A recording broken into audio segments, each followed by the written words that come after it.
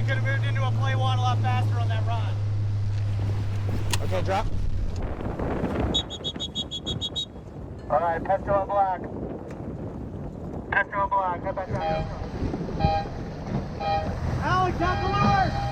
Recreational sailing and sailing competitively are not one and the All same. that happened was he almost put a hole in a boat, and he still had a bad rounding. It's kind of funny because a lot of people actually sail just for fun as a hobby, and it's like, oh, this is easy. But when you get into the racing aspect of sailing, you have to, it's like chess on the water. We're just waiting on the final approach. Tulane is one of just 35 universities in the U.S. with a varsity sailing team.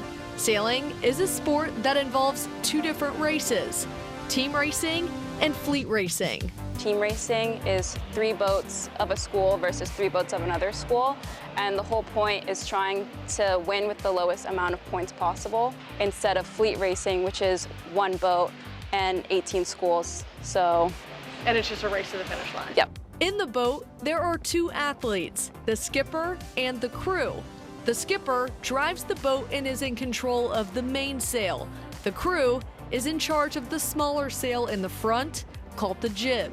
In general, the skipper should be focused on speed and boat control and just going fast. And then the crew will be feeding information about what's going on in the course, what other boats are doing, what the wind is doing, and then the skipper should be able to hear that and make their decision.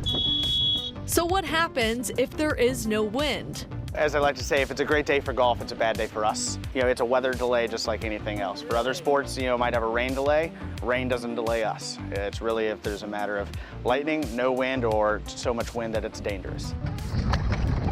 Sailing collegiately requires an immense amount of skill. To be successful on the water, you have to have these 3 traits: strength, good communication, and most importantly, be able to adapt on the fly. This whole sport is basically just about like being adaptive and just being able to respond to quick situations, and it's a lot of like a mental sport. I think there's a lot that goes into it, a lot of plays and a lot of things that you just constantly need to be aware of. He'll most likely attack his heel. So in team racing, just like you would see in basketball, football, anything else, we have very specific plays that drive very specific positioning that the boats need to have relative to their opponents. Some of them are more defensive plays, some are more offensive, and we have a whole playbook just like most other sports. What play are you at? Unlike other sports, the practice and race schedule is absolutely grueling. Tulane is on the water from 10 to 6 for practice, and the regattas are typically 2 days long. The Green Wave say racing at Lake Pontchartrain provides the best practice. People need to come down to community sailing. They're really inclusive. They want people to come and just sail around, either join programs or just come for fun sails. So come down and see what it's about. That's how I started sailing. At the Southern Yacht Club, Brooke Kirchhoffer, Eyewitness Sports.